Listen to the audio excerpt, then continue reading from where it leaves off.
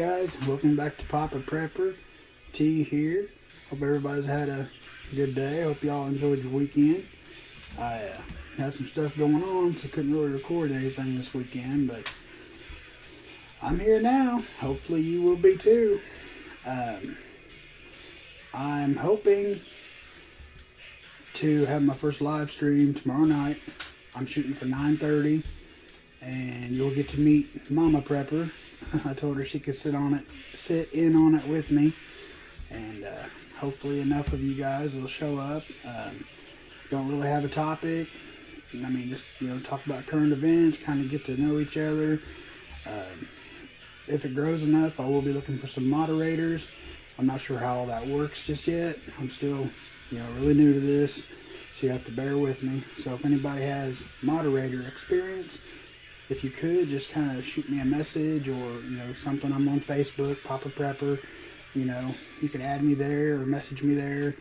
Any help, info that I can get right now, I would greatly appreciate.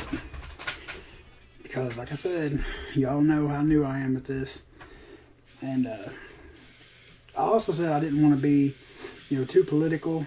But with everything that's going on, I really can't see much of a way around it.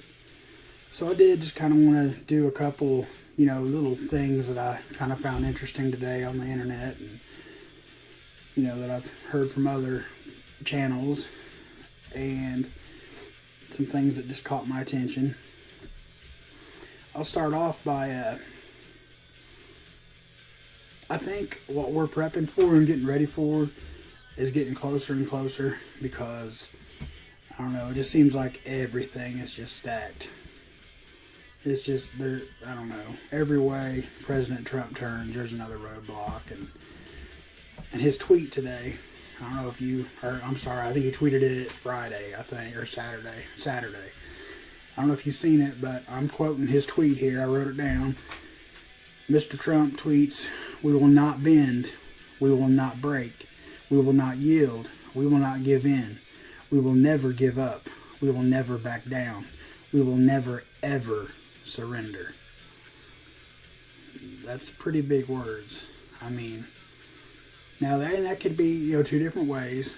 He's either never ever going to surrender his presidency, like, you're all going to have to drag me out of here, or does he mean as in, even though he's not going to beat this election, he'll continue to fight and, to preserve our integrity as Americans, as having one of the best nations, the greatest nation as far as I'm concerned in the world. So maybe that's all he means. Maybe it runs a little deeper. I definitely think we should, more now than ever, be prepping and getting ready. I did see a little bit of the COVID stuff. The virus? Can I say virus? I don't know. Anyway, the stimulus packages. So far, I think the left came with the $980 billion proposal, and McConnell kind of shot it down, came back at them with $500 billion. And they did agree, I think, that it will consist of unemployment assistance, eviction protection, which so many people need that right now. And President Trump said that he will support it if it reaches his desk. I think he's kind of over it too. He's tired of waiting, just like the American people are tired of waiting.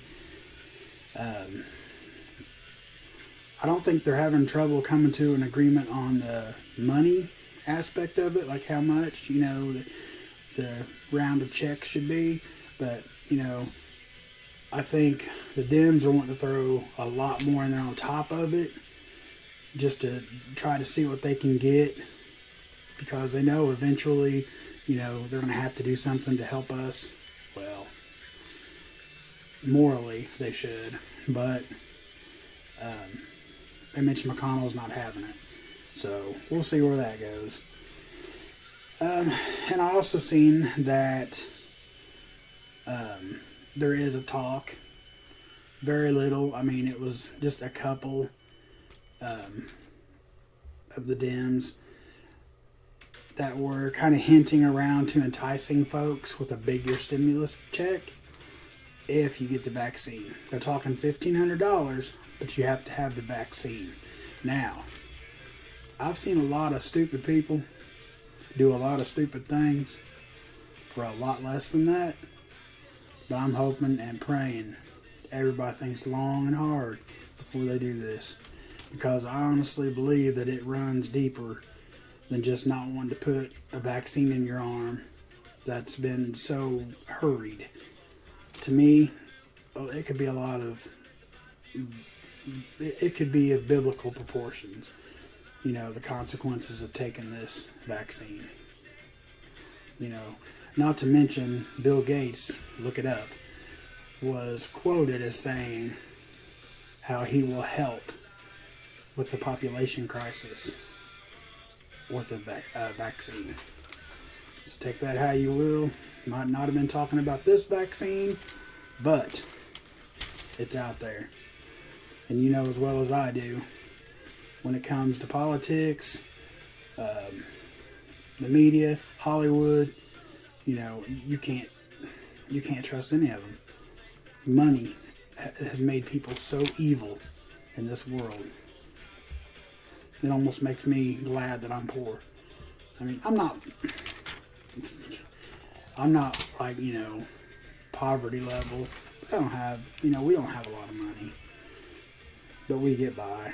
But it makes me proud that we're happy and content with that. I would never sell myself out like a lot of these people do. Oh, and did you see where former presidents Bush, Obama, and Clinton all say that they'll take this vaccine publicly to assure confidence that, you know, it's not harmful and blah, blah. Yeah, right. They actually expect us to believe that they're going to go on television and do this. I mean, how do we know? Okay, inject them with saline. That's all it would amount to. They would be taking injections of saline. We all know that. Come on, people. Get real.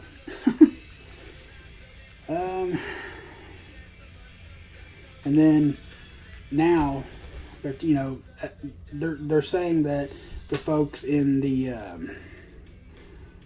nursing homes and, you know, things like that, and their staff, you know, the CNAs, the RNs, everybody, you know, that works in long-term healthcare facilities are first in line for this vaccine. You know, that's been the whole thing for a couple weeks. Well, now they're coming out and saying that the patients may not be okay to take the vaccine due to their compromised state of health already, that their bodies might not be able to fight off the side effects of the vaccine and could lead to death. So what about the people that aren't in long-term care facilities that are elderly? Are you still going to make them take it? That's just so contradicting of itself. Now they are pushing for the staff. They'll all be first in line, mandated, whatever, to get it. But I'm sorry. I mean, I'm a home health aide. That's what I've done for over 20 years. I will not be taking a shot. I will not. And if that means me, you know, having to stay home and, you know, either look for a new job until they make it to where you can't work without the vaccine, and then, you know, whatever I have to do. But I'm not taking the vaccine. Point blank, period.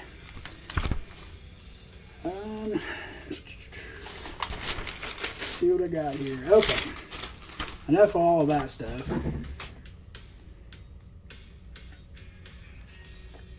So my last video, I touched on some, basic first aid that you can perform yourself, you know, in a grid down situation, SHTF, there's not going to be a 911 or run into the ER, anything like that. But even more than first aid, Mama Prepper kind of helped me out with this tonight. Actually, she helped me out a lot. Thank you, honey. Love you. Because one thing that I'll have to deal with is my diabetes. Fortunately, I'm just a type 2. So, with a good diet and everything, I have got off my medication and my shots before. But, it's hard to maintain that, especially if we go grid down, or have to bug in food shortages and you have to eat what's available. I don't know what'll happen then. So, what we could come up with is you might want to go ahead and stockpile batteries and strips for your glucose monitors, and maybe even buy an extra monitor wherever you prefer to shop from, Amazon, whatever, have it delivered to your door. You can get a monitor really cheap. Anybody that deals with it, already. And lancets. You'll always need lancets so you can poke your finger. They also have glucose tablets that you can take in case your sugar bottoms out. You can take one of these tablets and it brings it back up relatively quick, since we won't have fresh fruit or orange juice or whatever to bring it back up quick. They do have glucose tablets you can kind of stockpile and prep, stockpile or prep, however you want to say it. And make your stockpile, your food that you're stockpiling, make it diabetes friendly, for your health, your diabetic health. Stockpile the foods that you're going to need to maintain keep yourself as healthy as you can and help, battle against your diabetes.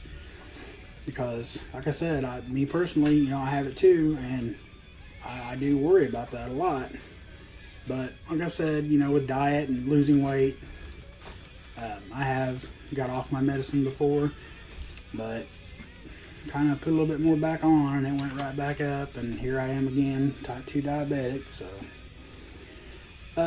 another one that hits for me is stress and high blood pressure. I have very high blood pressure, even medicated. My blood pressure runs very high, and without my medicine, it's hard to say what'll happen. But I do know that, you can learn like some sort of meditation techniques, or, I'm not saying you gotta sit in your floor cross-legged, that kind of stuff, but just, some kind, just clear your head, chill out, thoughts like that. Make sure you have calming activities to do, whether it's like, obviously you can tell what calms me. I'm a music man. I love music. I love making music. I love singing. That is so calming to me. Coloring books, crossword puzzles, where you gotta do, to chill yourself out, walk away from the situation, just go to another room and just chill out, lay down, take a nap, whatever, just remove yourself from the situation, regroup your thoughts, calm down a little bit, just keep yourself as calm as possible, especially if we run out of medicine. Just keep yourself calm as you can. Choking, that's another thing that, there's going to be no first responders, EMT, 911, in the worst case scenario. So I strongly recommend that you learn CPR. Depending on where you live, it's free at a lot of places. But I think like the most it usually runs is like $20, and it's usually like a 3 to 4 hour class. And I think it varies state to state, whatever the guidelines are, but here, to be certified in CPR, there's 3. You have to learn adult, toddler, and infant. Praise God, and I'm certified in all 3. And if you're, learn the techniques that if you're choking yourself, things that you can do to dislodge whatever's in your throat. You can kind of do a Heimlich on yourself using a tall back kitchen chair. Hold the chair against your diaphragm and just pull back against you, or lean over the chair as hard as you can. Things like that if you happen to be alone. But when you're choking, other than that, I mean, CPR and some kind of Heimlich maneuver, that's about your only options. So, chew with caution. Now this one's kind of lengthy, because can be very, well, it'll be serious when it happens. But to handle the situation properly will determine a lot of the outcome. Broken bones. There's just a second. Okay. Of course, there's two different kinds of broken bones or fractures. There is a closed fracture and an open fracture. Obviously, open is where the bone has penetrated through the skin. There's bleeding, and such. And closed is, of course, your skin didn't break. It's all still inside of your skin and tissue. The signs of a broken bone, number one, of course, is you hear the bone break. It's a very disgusting sound. I've heard it.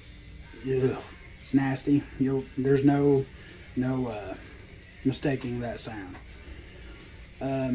Massive amounts of pain in and around the area. Discoloration and swelling of the skin.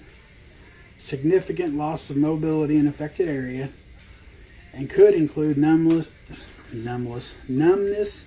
bleeding, and the victim could possibly go into shock. The first aid that you can do, I'm going to call it first aid, but let's be real, this might be the only treatment that you're able to get for yourself or for whoever you're working on. So you want to take extreme care, because, obviously, the outcome from a broken bone in this situation is, it could be good, very good, or be very bad. There's really no in between, especially if you have an open fracture, the bone's protruding out of your skin. There's not much you can do about that unless you have an extremely crazy, stupid tolerance for pain, and let them get that all straightened out and back inside, and you're a stronger person than me. But you want to start out, calm the victim, calm them down, get them resting and as comfortable as they possibly can get, which is not going to be very, but just do what you can to calm them, reassure them it's okay, they're going to be okay, because ultimately, I won't go there. You want to limit their movement, because obvious reasons, and have them drink plenty of water, because the more you swell, the more that's absorbing or taking water from the other areas of your body. So you want to stay hydrated. You definitely do not want to become dehydrated with broken limbs. And you want to do something to ensure and limit their mobility. Whatever that is you have to do to make sure that, because I'm a hardhead, I have back issues. Sometimes my back goes out, but I'm hell-bent on not just laying around, staying on the couch. I want to get up and do things, help when I can. I get in trouble because I don't lay down, I don't stay still. There's a lot of people like that. So you want to do something to ensure that they're going to stay put, be still, just give yourself, they got to heal. They're going to have to be out of commission for a while. If it's an open fracture, of course, you want to cover with a bandage or a clean piece of clothing. And if it is an open fracture, apply whatever you can find as a tourniquet right above the break, right above the bone exposure. You want to go ahead and tourniquet that, and keep covered, and always clean with water before you bandage. So if they bleed through and you got to rewrap, clean it out again with water. Just keep it as clean as possible. And then what you're going to want to do is you're going to want to find two branches or two broomsticks, two nice, some kind of good girth of a dowel rod, a curtain rod, whatever you can find that you can possibly make a splint out of. Excuse me.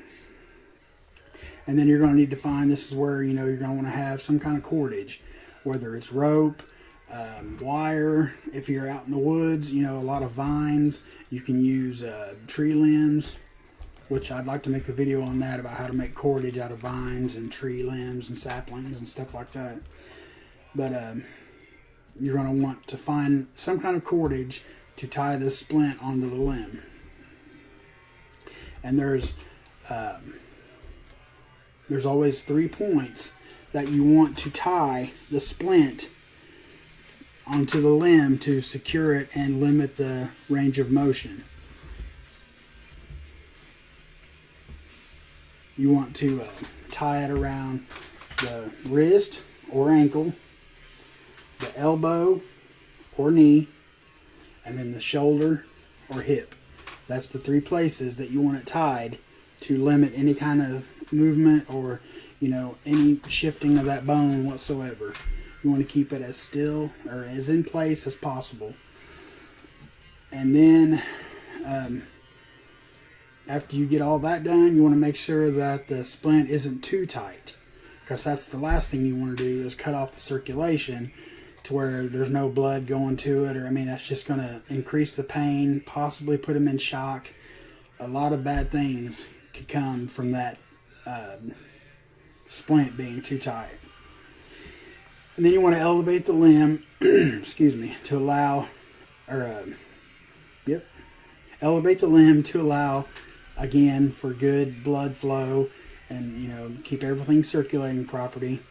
And then you want to continue with plenty of water and keep a cool compress on their forehead, because usually with a break, there's also the possibility with infection and everything. So you want to keep them cool, make sure they don't develop a fever and everything like that. And then whatever you can find for pain relievers, if you have to go barter something off to get some, or whatever you have to do, whatever there is to use as a pain reliever, give it to that person, as long as they're not allergic or anything like that. Just whatever you can, try to ease their pain as much as possible. And then you're going to want them to eat.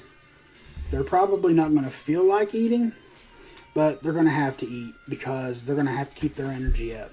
And they're, they've got to otherwise stay as healthy as possible, excluding the broken limb. You're going to want to keep them as healthy as you possibly can, as nourished as you can, as hydrated as you can, as immobile as you can, until they've healed enough. And given that, SHTF situation, it's going to take a while to heal. So, my prayers and thoughts with you on that, because that's not going to be an easy thing to deal with. And it looks like that is all of my first aid and such for tonight. Like I said, tomorrow night I'm shooting for 9:30. I think that'll work, because I think Prepper Nurse is tomorrow night at 8, and he's usually done by about 9:15. So I'm hoping to follow him up. But I'm shooting for 9:30. Like I said, I want Mama Prepper to set in with me tomorrow night, so you guys can meet her, and I just want to have a nice conversation, share some current events, or some back and forth on some prepping techniques, or maybe some first aid that I've forgot. Well, there's a lot of first aid I haven't covered, but oops, sorry about that. That was probably loud. And then after my live stream, I am hoping to get more into like the bug out bags and, as for my plans, bug out vehicle. Like I don't have everything in my bug out bag, but what I don't, I could damn near live out the back of my Hummer. I got a tote and it's packed full of everything from dish soap to cook stove to you name it. It's in the back of the Hummer. So anyway, that's a totally different video for a different time. But remember, tomorrow night, 9:30, if I can figure it out how to do it, I'm going to have a premiere, like a little thing so you can push or hit remind. Maybe if I can figure it out. Love to see your guys' comments. And oh, did you like the new intro? That took me about half a day. That's how bad I am at this. But anyway, if you haven't already, go ahead and hit the like or dislike, thumbs up or down, whatever you're feeling. And please subscribe and share this like crazy. Share any of them like crazy. I just want to get out there. And I will, hopefully, God's willing, see y'all tomorrow night. God bless each and every one of y'all. Papa Prepper out.